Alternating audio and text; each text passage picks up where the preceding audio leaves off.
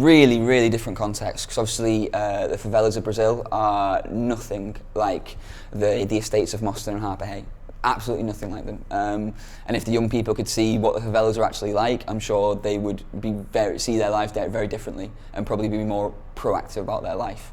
So yeah, obviously it's working in two very, very different cultures, but also in the same respects, we're working with the same age group, and young people, I think from all around the world, will respond in similar ways to, I think all people respond to similar ways in similar things. We all have common shared interests in one way, we're all a shared consciousness in some way, so I think we respond well to certain methodologies. But yeah, it's been interesting. We've changed a few things. Obviously the culture in Brazil is a lot more philosophical, it's a lot more creatively expressive. They use a lot more metaphors in the way they speak in just general language and general context. I found that from meeting Brazilian people through the course of the project.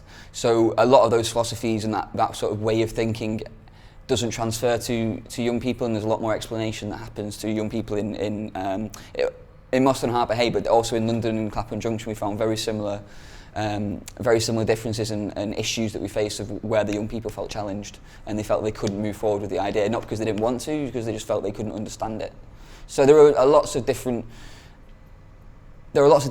but then again there are just as many similarities in the work. So I think we're still working on what are the solid differences, because we've changed some bits, but not the core of it. The core still works, which I think is interesting to know.